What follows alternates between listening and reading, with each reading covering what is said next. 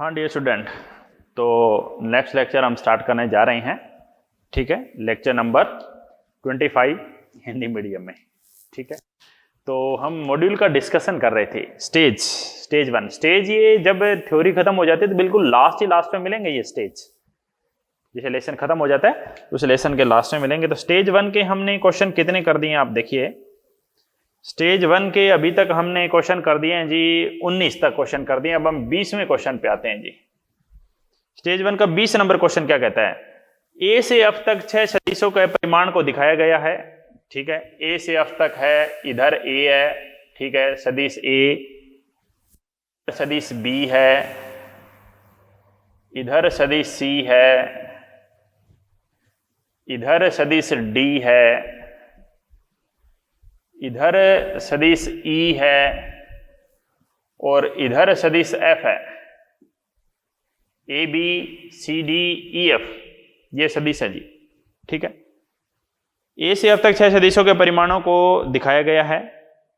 निम्नलिखित में से कौन सा कथन इनके लिए सत्य है? भाई कौन सा कथन इनके लिए सही है, इसके बारे में हम बात कर रहे हैं। तो पहली बात क्या है जी, बी प्लस ई बराबर एफ, बी प्लस ई बराबर एफ। दूसरा क्या बोल रहा है? बी प्लस सी बराबर एफ। तीसरा डी प्लस सी बराबर एफ। चौथा डी प्लस ई बराबर एफ। तो इनमें से कौन सा सही है वो हमें सेलेक्ट करना है। तो देखिए डायग्राम बना के देखने पड़ेंगे जी सबके। पहला हम बी और ई पर काम कर रहे हैं, बी ई और एफ पे। बी किधर है जी? बी तो नीचे है, आप डायरेक्शन नहीं बदल सकते, इधर उधर लगा सकते हो बस। ई किधर है? ई इधर है जी। बी आ गया जी, ई आ गया जी। एफ इधर है जी। बी नीचे, बी नीचे, ई इधर और एफ ऊपर। तो क्या मिलेगा यहां से? यहां से क्या मिलेगा? ये नीचे से ये ऊपर जा रहा है, ये सामने से आ रहा है जी, ये सामने से आ रहा है। तो B प्लस एफ बराबर ई है, जबकि वो क्या बोल रहे हैं? वो बोल रहे हैं B प्लस ई बराबर एफ, यानी पहला गलत है जी। दूसरा देखो, बी सी और एफ, बी सी और एफ पे काम करना है। दूसरा B नीचे, ठीक है, सी इधर है, तो पहले सी को बना लो। सी इधर है, सी को बना लिया जी। बी किधर है? बी नीचे है जी, और बी को बना लिया जी, बी नीचे है। एफ किधर है? एफ इधर है जी, इधर एफ। आप डायरेक्शन नहीं बदल सकते, बस बी नीचे रखा मैंने, सी इधर रखा, एफ इधर रखा। तो क्या मिलेगा देखो, B plus C, this plus this, और हम तो ओरिजिनल पे आ गए जी वापस। बी सी एफ क्या हो गया जी? 0। तो कितना आया जी? बी प्लस सी बराबर एफ थोड़ी आया, बी प्लस सी बराबर तो माइनस का एफ आया। तो ये भी गलत हो गया जी, दूसरा भी। ठीक है, वेक्टर है इन सब पे, सदिश का निशान है। तीसरा क्या कहते हैं देखो, डी सी एफ। डी किधर है? ऊपर है जी, डी ऊपर है। सी किधर है? सी इधर है जी,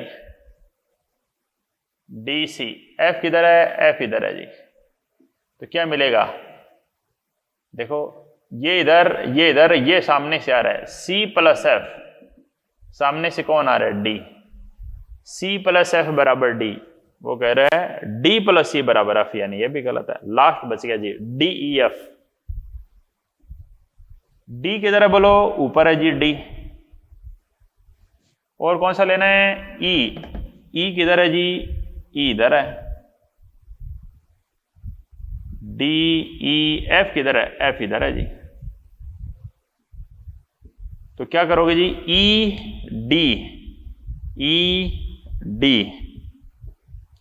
डी प्लस ई, और ये सामने से आ रहा है, तो ये क्या होगा जी? एफ। डी प्लस ई बराबर एफ, डी प्लस ई बराबर एफ, ये बिल्कुल सही हो गया। तो इस तरह से आपको चेक करने पड़ेंगे जी। ये क्वेश्चन नंबर 20 था। क्वेश्चन नंबर 21 क्या कहता है जी?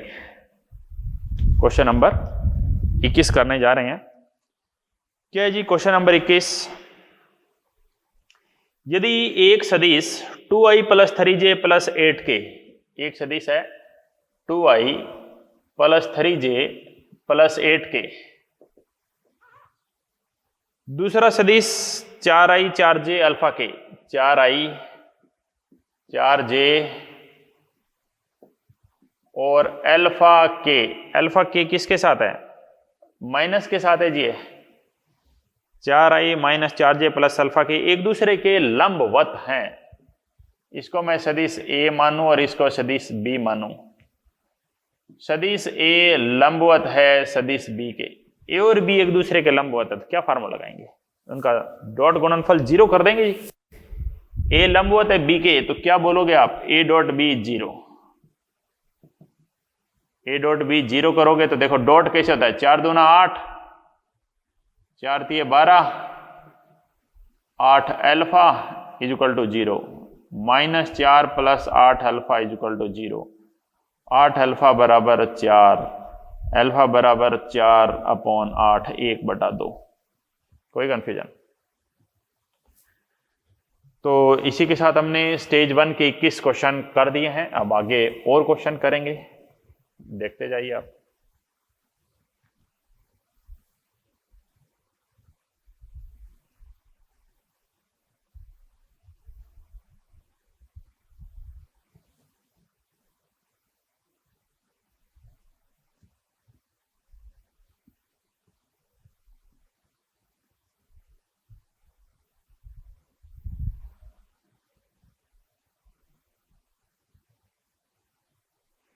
तो देखें नेक्स्ट क्वेश्चन क्या है।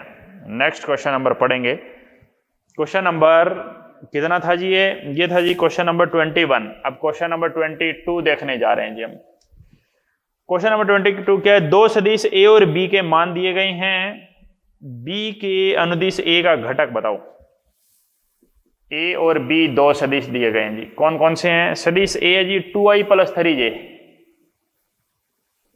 2i + 3j, और सदिश बी क्या है जी? i + j। सदिश बी है जी i + j। बी के अनुदिश ए के घटक का परिमाण, ए के घटक का परिमाण बी के अनुदिश, ए का घटक बी के अनुदिश, ए का घटक लेना है बी के अनुदिश। ए का घटक कैसे लेते थे? ए cos थीटा, बी के अनुदिश ऐसे लेते थे कि नहीं बताओ? बी से गुणा करो, बी से भाग करो, क्या फार्मूला बनता था? A dot B upon B का मॉड और वेक्टर यूनिट वेक्टर। तो उन्होंने क्या परिमाण पूछा या दिशा पूछी है? बी के अनुदिश ए का घटक। तो आपको फाइनल फार्मूला तो ये बनाओगे फिर, ए डॉट बी, बी सदिश अपॉन बी सदिश का परिमाण का क्या हो जाएगा? स्क्वायर। ठीक है, तो देखो पहले तो ए डॉट बी करो जी। ए डॉट बी तो कोई भी कर देगा। अब तो ए डॉट बी करने में तो किसी को दिक्कत ही नहीं है। डॉट गुणनफल तो सीधा ही करते हैं, आई वाला आई के साथ, जे वाला जे के साथ। आई वाले ने आई के साथ किया तो जे वाले ने जे के साथ किया, 3 आंसर आ गया जी। कितना? 5, 2, 3, 5। ए डॉट बी कितना आया जी? 5। बी का मोड, बी का मोड कितना आएगा जी? 1 और 1 √2 आएगा जी। और इसका क्या करना है? स्क्वायर। इनटू में वेक्टर बी, वेक्टर बी क्या है जी? i + j। तो आंसर क्या आएगा जी? 5/2 i + j। या तो इस फॉर्म में आंसर होगा, i + j है क्या? i + j नहीं है तो वो खाली मैग्नीट्यूड में पूछ रहा है जी। या तो ऐसा आंसर होगा, नहीं तो आपको खाली मैग्नीट्यूड में पूछ रहा है, तो आप इसको यहां तक ही करिए। तो आप इसको यहां तक ही करिए भाई। ये तो है इसका मैग्नीट्यूड और ये क्या है? ये डायरेक्शन है। ये मैग्नीट्यूड है, तो आप मैग्नीट्यूड निकाल दें। A dot B upon B का मोड, ए डॉट बी कितना है? 5 और बी का मोड कितना आएगा? √2। 5/√2 आंसर आ जाएगा, फर्स्ट आंसर 22 का। आगे बढ़ते हैं। क्वेश्चन नंबर 23 देखो। क्वेश्चन नंबर 23 क्या है? 23 नंबर पे दिया है आई जे के एक्स वाई जेड का अनुदिश इकाई सदिश है, तब सदिशों आई प्लस जे प्लस के, आई जे के, ये एक सदिश है जी, सदिश ए, आई जे के एक सदिश है, और दूसरा सदिश बी है जी, उसको मैं बोल दूं आई प्लस जे है वो, कि मध्य कोण थीटा, उनके बीच में थीटा कोण का मान बताओ। तो कौन सा formula, cos theta, cos theta का क्या फार्मूला लगाओगे, A dot B upon mod A mod B,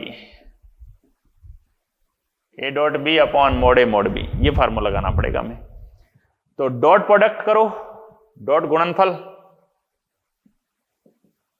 dot गुणनफल करते हैं जी, आई वाला आई के साथ 1, जे वाला जे के साथ 1, के इसमें है, इसमें के नहीं है तो 0, ए का परिमाण, ए का परिमाण कितना 1 1 1, अब तो डायरेक्ट किया करो √3, बी का परिमाण 1 और 1 का स्क्वायर √2, यानी कोस थीटा की वैल्यू आ गई जी 2/√6।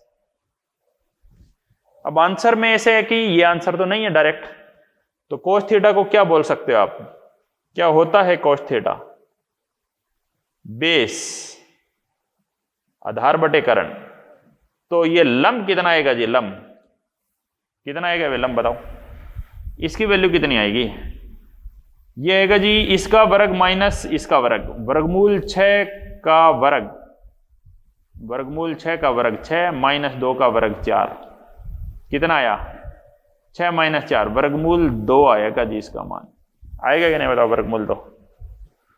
तो साइन थीटा कितना आएगा, यहां से साइन थीटा आएगा लंब बटे करण, साइन थीटा आएगा जी 2/6, साइन थीटा की वैल्यू आई 1/√3, 1/√3, देख लीजिए साइन इनवर्स 1/√3 फर्स्ट आंसर आ जाएगा। अगर आप यहां से थीटा निकालोगे तो क्या आएगा, साइन इनवर्स 1/√3, ठीक है जी। 24 नंबर पे आते हैं।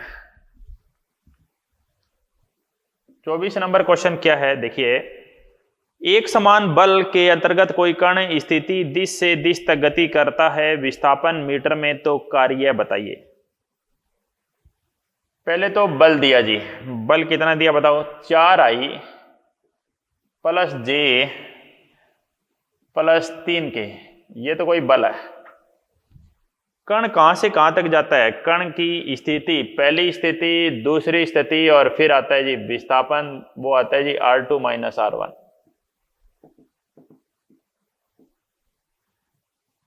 3 2 माइनस 6, 3 2 माइनस 6, 14 13 9, 14 13 और 9, ठीक है। तो विस्थापन कितना आया, R2 minus R1, 14 minus 3 11i, 13 minus 2 11j, 9 minus minus minus है ना जी, तो 9 और 6 कितना हो जाएगा जी 15k, समझ गए जी। तो हमें क्या करना है, हमें डॉट गुणनफल करना है जी, F.S करना है, कार्य W से दर्शाते हैं कार्य को।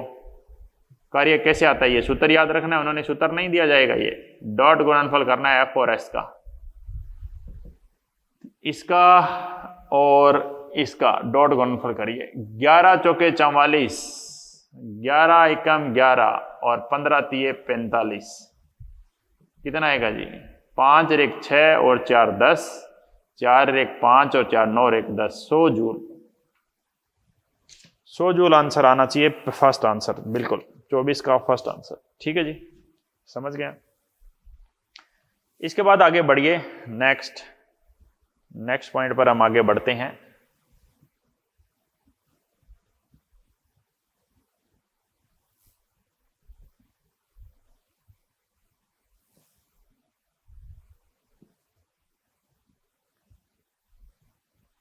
अगला क्वेश्चन 25 नंबर क्वेश्चन पढ़ो। दो सदिश ए और बी हैं, ठीक है, दोनों सदिशों का योगफल a प्लस बी है, उनका अंतर a माइनस बी है। आपको क्या बोला गया है कि जो a प्लस बी है और जो a माइनस बी है वो दोनों एक दूसरे के लंबवत हैं। देखो सवाल क्या है 25 नंबर, दो सदिश a प्लस बी का योग a प्लस बी अंतर a माइनस बी, योग a प्लस बी अंतर a माइनस बी के लंबवत हैं। ये लंबवत का ये निशान होता है, लंबवत हैं। तो दोनों के परिमाणों का अनुपात बताओ। जब दो सदिश लंबवत हों, दो सदिश लंबवत हों तो उनका डॉट गुणनफल, तो उनका डॉट गुणनफल शून्य होता है। तो उनका डॉट गुणनफल शून्य, तो कर दीजिए डॉट गुणनफल शून्य। एक सदिश है a प्लस बी, दूसरा सदिश है a माइनस बी, उनका डॉट गुणनफल क्या करना है? जीरो करना है। तो क्या आएगा जी डॉट गुणनफल में? a dot A plus b dot A, minus का b करेगा a डॉट b के साथ, माइनस का करेगा b डॉट b के साथ, और क्या आ जाएगा? जीरो। a डॉट b और b डॉट a बराबर होते हैं जी।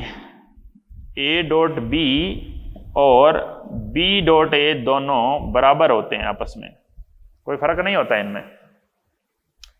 तो मैं इसे लिख सकता हूं a डॉट a को मैं क्या लिखूं? जैसे मैं बोलूं एक i डॉट i क्या होता था? 1 होता था। जैसे a डॉट a क्या होगा? 1 तो नहीं होगा, क्योंकि ये यूनिट वेक्टर नहीं है, एकांक सदिश नहीं है। तो क्या a b कोस थीटा कितना उनमें? 0 डिग्री। a कोस 0 कितना? कोस 0 1 है। तो a डॉट a क्या होगा? a का a डॉट a का स्क्वायर होगा जी। a डॉट a का स्क्वायर होगा, a का स्क्वायर। b डॉट a की जगह मैं लिख सकता हूं a dot b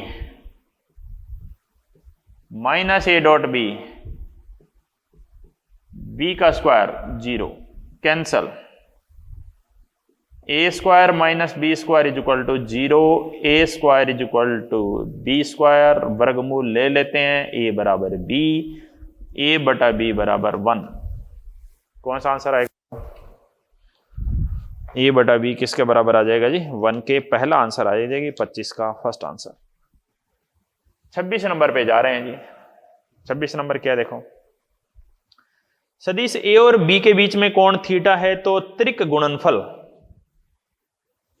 a dot a cross b क्या होगा? a dot a cross b क्या होगा ये बताना है। a dot a cross b का मान बताना है जी। a और b के बीच कोण थीटा है। आप एक बात देखिए, मैंने आपको पहले ही बताया था, इधर मैं कहूं a है, इधर मैं कहूं b है, तो a क्रॉस b क्या होगा? दोनों के लंबवत होगा जी a cross b। a cross b सदिश a के भी लंबवत होगा और सदिश b के भी लंबवत होगा। यानी मैं यहां से क्या कह सकता हूं? a क्रॉस b, a क्या है? a लंबवत है किसके? a क्रॉस b के। यानी ये एक सदिश और ये एक सदिश, ये दोनों सदिश आपस में क्या है? एक दूसरे के लंबवत। और जब दो सदिश लंबवत हो तो उनका डॉट गुणनफल क्या होता है? 0। यानी आंसर क्या आएगा? 0 आएगा। आंसर क्या आएगा? 0। देख लीजिए 26 का 2 आंसर आना चाहिए। 26 का 2 बिल्कुल सही है। ठीक है जी। 27 number,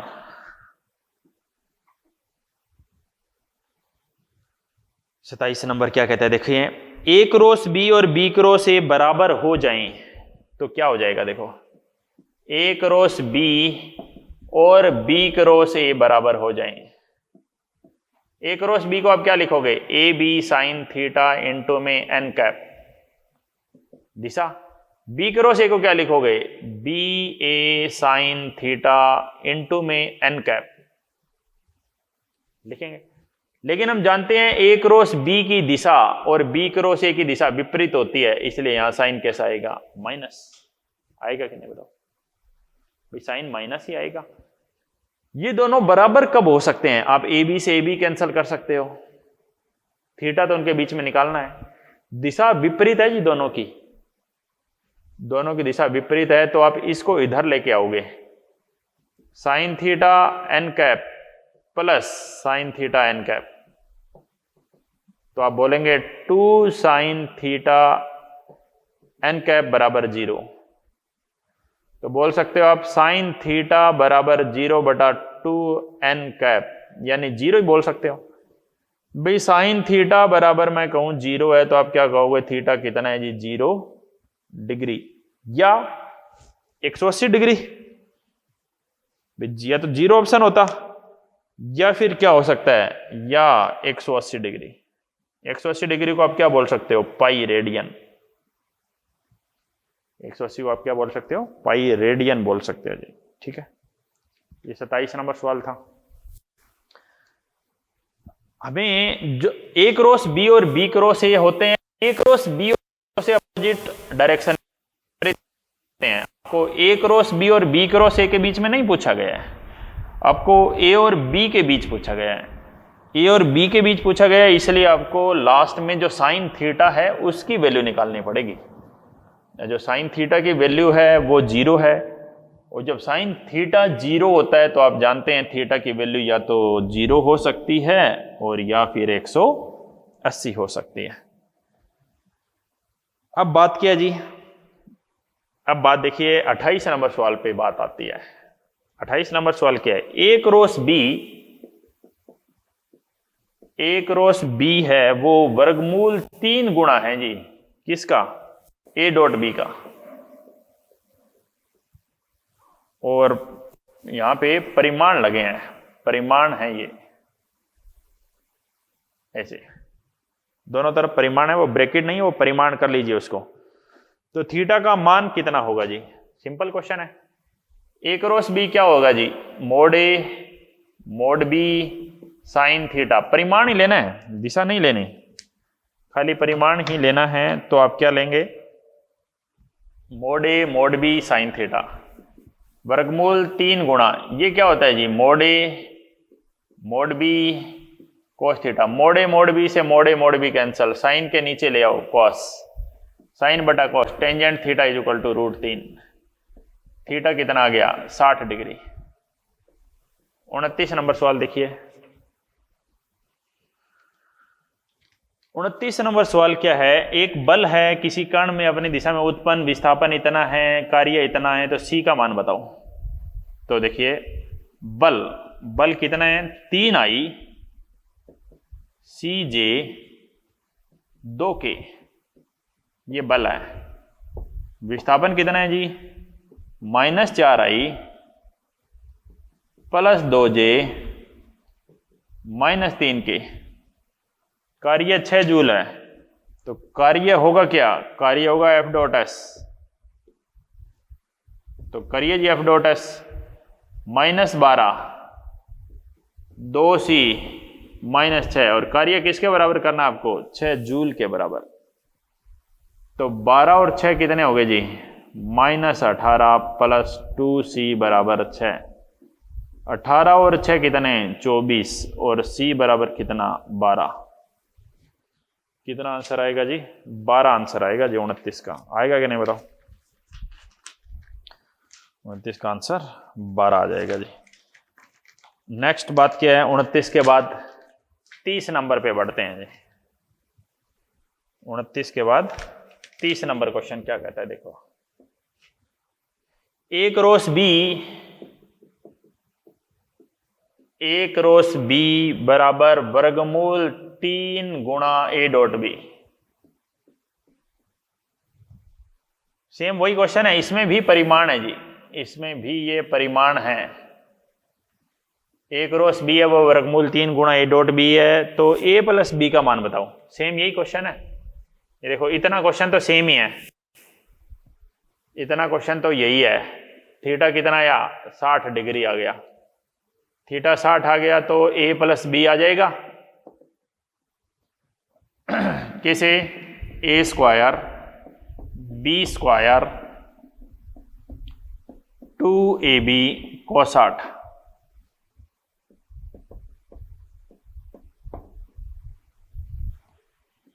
a square b square 2ab cos 60 1/2।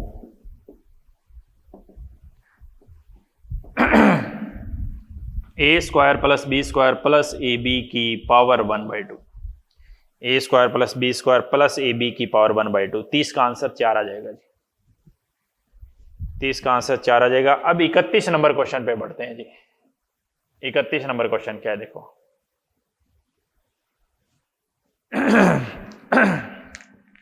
31 number question क्या है, सदिश जो इसके लंबवत हो, इसमें हर एक पार्ट को आपको चेक करना पड़ेगा। एक सदिश क्या है जी, a cos theta, a cos theta i cap, b sin theta j cap, a cos theta i cap और b sin theta j cap, ये एक सदिश है। अब क्वेश्चन है कि इसके कौन सा सदिश लंबवत है। जब लंबवत होगी तो डॉट गुणनफल क्या करना पड़ेगा, 0 करना पड़ेगा जी। इसको मैं सदिश a मान लेता हूं। पहला ऑप्शन लेता हूं मैं सदिश b, क्या है जी, b sin theta i a cos theta j, ये पहला ऑप्शन है। दूसरा ऑप्शन लेना पड़ेगा, तीसरा ऑप्शन लेना पड़ेगा, चौथा ऑप्शन लेना पड़ेगा, सारे ऑप्शन लेने पड़ेंगे। दूसरा ऑप्शन है जी 1/a sin theta i cap plus 1/b cos theta j cap. अगला है जी 5i और लास्ट है जी 1/a sin theta i cap minus 1/b cos theta j cap. ठीक है, तो सबकी डॉट गुणनफल हम करने जा रहे हैं। a डॉट b करो, 0 आनी चाहिए तभी तो लंबवत होगा ना। दो सदिशों की डॉट गुणनफल 0 आ जाए तभी तो लंबवत। क्या a डॉट b गुणनफल 0 आएगी, नहीं आएगी जी। a b cos theta sin theta, A B cos theta sin theta, क्या ये 0 है, नो ये 0 नहीं है, तो पहला आंसर नहीं है। इसी तरह a डॉट सी करो, a डॉट डी करो, a डॉट ई करो, a dot C, a dot C करेंगे, a से a कैंसिल हो गया, cos theta sin theta, cos theta sin theta, b से b कैंसिल, फिर cos थीटा sin थीटा। क्या 0 है ये, नो, तो ये भी आंसर नहीं है। a डॉट डी करो, i वाला i के साथ कर लेगा, 5a cos theta, 5a cos theta, i dot i 1 हो गया। j के साथ करेंगे तो 0 हो जाएगा, यानी क्या पूरा आंसर 0 है, नहीं, पूरा आंसर 0 नहीं है। लास्ट वाला देखिए, a से a cancel, cos theta sin theta, i dot i 1, b से b cancel, cos theta sin theta, j dot j1, बीच में माइनस, हाँ इस बार आंसर 0 है। a डॉट e 0 आया है जी, तो आप क्या कह सकते हैं, a लंबवत है e के। a और e एक दूसरे के लंबवत हैं बस। तो कौन सा आंसर है, लास्ट वाला आंसर है जी, 1/a sin theta i minus 1/b cos theta j। समझ गए। सीधी सी बात है, जब भी दो सदिशों के बारे में कहना है कि वो लंबवत हैं या नहीं हैं, सबसे सिंपल एक ही तरीका है जी, आप उनका डॉट गुणनफल चेक कर दीजिए। यदि उनका डॉट गुणनफल 0 आ जाता है तो आप कह देंगे कि वो लंबवत हैं। अगर उनका डॉट गुणनफल 0 नहीं आता है तो मतलब वो लंबवत भी नहीं है। लंबवत चेक करने का सबसे बढ़िया तरीका है डॉट गुणनफल।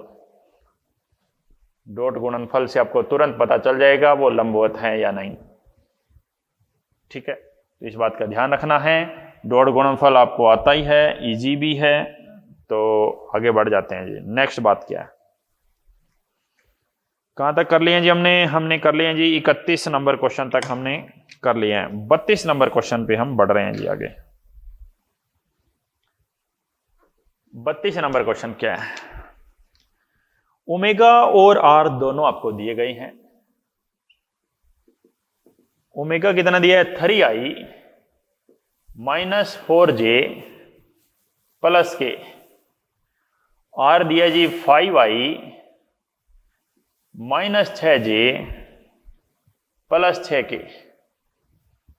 क्या बोला गया है जी? का रेखीय वेग निकालो। हाँ, ये फार्मूला ध्यान रखना है भी आपको। रेखीय वेग v equal to R cross omega, नहीं ओमेगा क्रॉस आर। ओमेगा पहले आता है, इस फार्मूले को याद रखना है, ठीक है। तो देखो जी v क्या होगा? ओमेगा क्रॉस आर, आई जे और के। आई जे के पहले आ गए, ओमेगा ओमेगा में आ गए जी 3 -4 और 1, आर में है जी 5 -6 और 6। तो कर देते हैं जी गुणा। आई को लिया सबसे पहले, बंद किया, 6 चौके 24 माइनस माइनस प्लस 6। जे को लिया जी 6 × 18 -5। के को लिया जी 6 × 18 माइनस का और 20 प्लस का।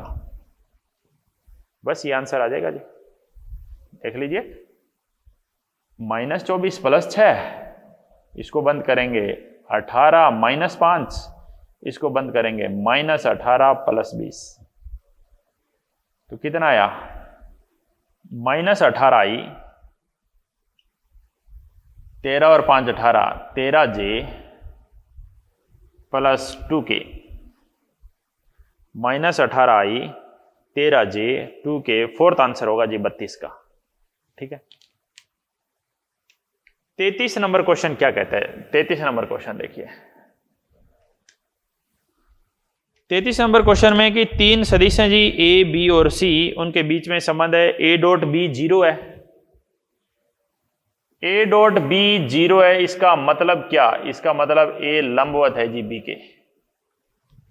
ए लंबवत है बी के। ए डॉट सी 0 है,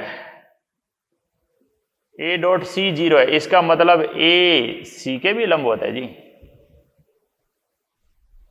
ए dot B 0, A dot C 0, तो सदिश ए निम्न में किसके समांतर होगा? आप ये देखो, ए है वो बी के भी लंबवत है, वो सी के भी लंबवत है। इधर ए है जी, और इधर कौन आ सकता है? बी और सी दोनों के लंबवत कौन आएगा? बी और सी दोनों के लंबवत बी क्रॉस सी आएगा। होता है कि नहीं? दो सदिशों का क्रॉस गुणनफल दोनों के लंबवत होता है। यानी आप क्या कहोगे? सदिश ए बी क्रॉस सी के समांतर हैं। सदिश ए बी क्रॉस सी के समांतर हैं। समझ गए जी? ठीक है जी। 33 नंबर क्वेश्चन हो गया। 34 पे आते हैं। यदि कोई वस्तु कई असरेखीय बलों के प्रभाव में साम्यावस्था में हो तो न्यूनतम बलों की संख्या होनी चाहिए।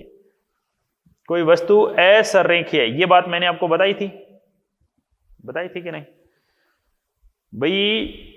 सरेखीय बल, सरेखीय सदिश 2 से काम चल जाएगा, असरेखीय 3 से, और असमतलीय हो तो 4 से। क्या बोला उन्होंने? कोई वस्तु असरेखीय बलों के प्रभाव में साम्यावस्था में है तो न्यूनतम बलों की संख्या होनी चाहिए कितनी? 3, ठीक है। और लास्ट स्टेज 1 का लास्ट क्वेश्चन है ये 35 नंबर क्वेश्चन। क्या क्वेश्चन है देख लीजिए। स्टेज 1 का लास्ट क्वेश्चन है, तो डायग्राम बनाते हैं इसका।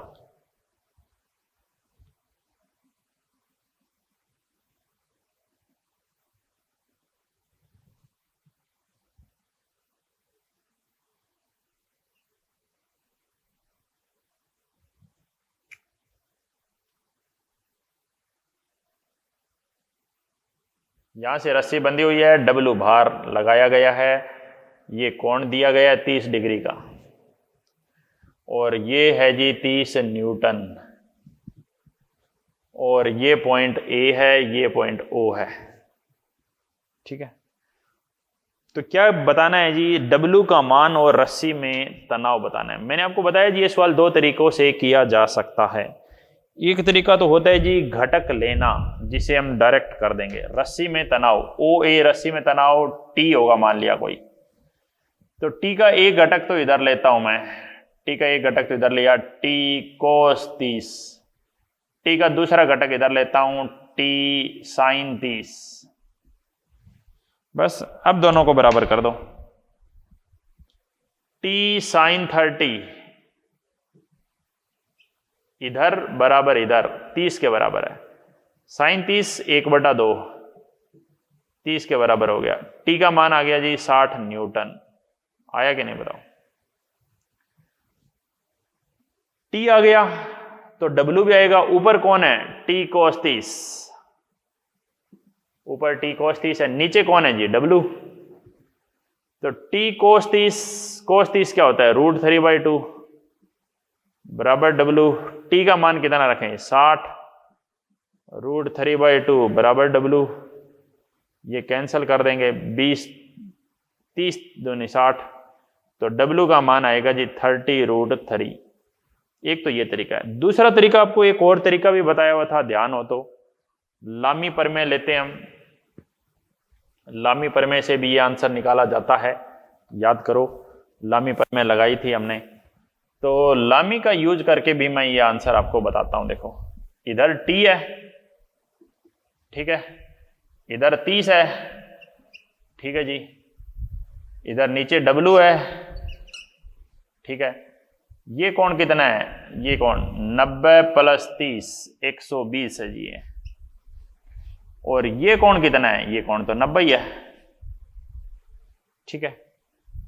और ये कोण कितना आएगा? थोड़ा सा बड़ा हो सकता है लामी से, ये 60 है, ये 90 है, तो 60 और 90, 90 + 60, इसको भी आप ऐसे लिख दो 90 + 30, ठीक है। आंसर निकाल के वेरीफाई कर रहे हैं, आना खैर वही है ही है। तो देखो T के सामने कौन है? 90, साइन 90। W के सामने कौन है जी? साइन 90 + 30। और 30 के सामने कौन है जी? साइन 90 + 60। T साइन 90 कितना है? 1, साइन 90 + 30, साइन 90 + 30, कोस 30, कोस 30 आएगा जी यहां पर। साइन 90 + 60, कोस 60। T बराबर W कोस 30 हो जाए जी √32 ऊपर आ गया जी। कोस 1 और 2 कहां जाएगा जी? 2 ऊपर आ जाएगा, 1/2 ऐसे लिख देता हूं मैं। तो यहां से आप देखोगे तो डायरेक्ट आएगा जी T बराबर 30 दूना 60, T आ गया जी 60 न्यूटन। और T का मान कितना है? 2W/√3। T का मान कितना है जी? 60, 2W/√3 कितना आएगा देख लो। ये इससे कैंसिल होगा, 30 और 7 जाएगा √3, 30√3।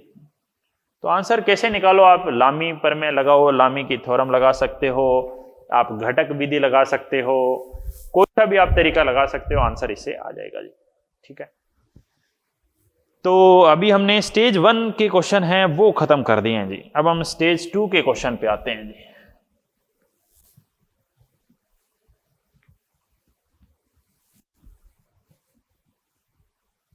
स्टेज 2 के कुछ क्वेश्चन और बता देता हूं बस, बाकी तो हम अगली क्लास में स्टार्ट करेंगे। स्टेज 2 में, स्टेज 2 का पहला ही क्वेश्चन देखिए, एक अच्छा क्वेश्चन है। स्टेज 2 का क्वेश्चन नंबर 1। स्टेज 2 स्टार्ट कर दिया अभी मैंने, स्टेज 2 स्टार्ट कर दिया जी हमने। स्टेज 2 पेज नंबर कितना? पेज 51। Stage 2 page 51 question 1। तो क्वेश्चन नंबर 1 देखिए क्या क्वेश्चन है। पढ़िए क्वेश्चन को। दो सदिश ए और बी के परिमाण समान हैं। दो सदिश ए और बी के परिमाण समान हैं।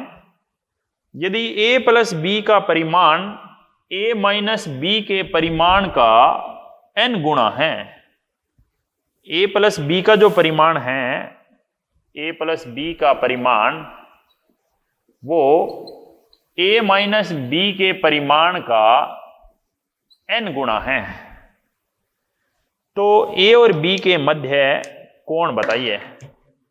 तो ए और बी के मध्य आपको कोण बताना है। तो देखिए करते हैं जी स्टार्ट। परिमाण लेना है जी दोनों तरफ और कुछ नहीं। लास्ट में ये भी करना है, क्या करना है कि ए का परिमाण और बी का परिमाण बराबर है, इसका भी प्रयोग करना है। ठीक है जी। इधर आएगा जी a square b square plus 2ab cos theta वर्गमूल में n।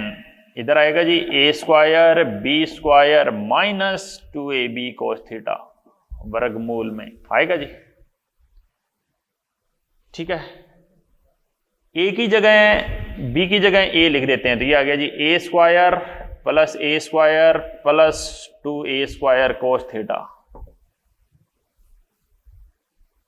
Equal to n।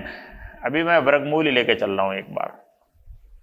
ए की जगह ए, बी की जगह ए रख रहा हूं, a square 2a square cos theta. वर्गमूल कैसे हटेगा? वर्गमूल हट जाएगा तो इधर n स्क्वायर आ जाएगा जी। A square 2a square plus 2a square cos theta, और इधर भी क्या होगा जी 2a square minus 2a square cos theta. A square common ले लेते हैं, 2a स्क्वायर कॉमन ले लो, अंदर क्या बचेगा 1 plus cos theta. 2a square common ले लो, अंदर क्या बचेगा 1 minus cos theta. 2a square से 2a स्क्वायर कैंसिल हो जाएगा। n square minus n square cos theta. Cos theta पे काम करना है तो इसको इधर कोस थीटा कॉमन ले लिया जी, 1 बचा प्लस में n स्क्वायर, दूसरी तरफ क्या है जी n स्क्वायर माइनस 1, और कोस थीटा ही आपको निकालना था, तो कोस थीटा की वैल्यू आ गई जी n square minus 1 upon n square plus 1। n square minus 1 upon n square plus 1, ये कोस थीटा की वैल्यू आ गई है। ये पहला इक्वेशन था स्टेज 2 का। एक क्वेश्चन और कर लेते हैं। क्या दो सदिशों का परिमाण शून्य हो सकता है? बिल्कुल, दो सदिशों का परिमाण शून्य हो सकता है जी, जब वो परिमाण में बराबर हों और दिशा में विपरीत हों। दोनों 5-5 न्यूटन हों, परिमाण में बराबर और दिशा में विपरीत, तो उनका परिमाण शून्य हो सकता है। क्वेश्चन नंबर 3 देख लीजिए। बस पहले 3 क्वेश्चन करेंगे आज, आखिरी क्वेश्चन है आज की क्लास का। देखो, किसी बिंदु पर कार्य करने वाले दो बलों का परिमाण 18 है। किसी बिंदु पर कार्य करने वाले दो बलों का परिमाण 18 है, F1 प्लस F2 18 है। उनका परिमाणी 12 है। यदि परिमाणी छोटे वाले बल से 90 डिग्री के कोण पर है, ये देखो, ये F1 है, ये R है, इधर होगा F2, इधर होगा F2, ये इससे 90 डिग्री के कोण पर है जी। परिमाणी है वो छोटे वाले से 90 डिग्री के कोण पर है, परिमाणी का मान 12 है, तो दोनों बलों का परिमाण आपको बताना है जी। आप देखो, ऐसे क्वेश्चन हम कई बार कर चुके हैं। ये F1 इधर है, ये R इधर है, F2 को इधर ले आओ जी। F2 को हमने यहां ले आए, स्थानांतरित कर सकते हैं ना, बताया हुआ देखो, F2 को यहां से यहां ले आए। ठीक है, तो क्या मिलेगा यहां से, F2 का स्क्वायर बराबर R square plus F1 square. R square की वैल्यू आ गई जी F2 square minus F1 square. R कितना था, कितना दिया हुआ था, R 12 दिया था, 12 का वर्ग 144। इधर लगेगा जी F2 माइनस F1 और F2 प्लस F1, ये फार्मूला होता है ना a plus B A minus B, A square minus B square. 144 इसका मान हमें प्राप्त होगा और इसका मान आपको सवाल में दिया हुआ है। यहां से आपके पास आएगा F2 माइनस F1, 144 बटे में 18, 8, 8 8 64, 8 क्या 8 6 14, ठीक। ये समीकरण 2 है और ये समीकरण 1 है। 2 समीकरण हैं और 2 ही अज्ञात राशि है, तो आ जाएगा जी मान। पहले F2 माइनस F1 बराबर 8 है और F2 plus F1, F1 plus F2 को F2 प्लस F1 लिख सकते हो, 18 है। ये कैंसल, 2F2 बराबर 18 और 8 26, ठीक है जी। F2 का मान आ गया जी 13 दूना 26, F2 13 आ गया। F2 13 आ गया तो F2 का मान इसमें रख दो जी। F2 कितना है जी 13 माइनस F1 बराबर 8, F1 का मान आ गया जी 13 माइनस 8 5, एक 5 है एक 13 है, देख लीजिए कौन सा ऑप्शन है। एक आ गया 5, एक आ गया 13, थर्ड आंसर आ जाएगा जी। इसी के साथ हमने आज स्टेज 1 के 3 ही क्वेश्चन किए हैं, बाकी हम स्टेज 1 में आगे वो स्टेज 2 के, स्टेज 1 खत्म कर दिया हमने, स्टेज 2 के क्वेश्चन अगली क्लास में करेंगे, फिर स्टेज 3 के भी क्वेश्चन करेंगे मेन। तो अगली क्लास में हम बोलें तो सदिश वाला पार्ट हम खत्म कर देंगे जी। फिर हम एक विमीय गति स्टार्ट करेंगे, ठीक है। पढ़ते जाइए, समझते जाइए।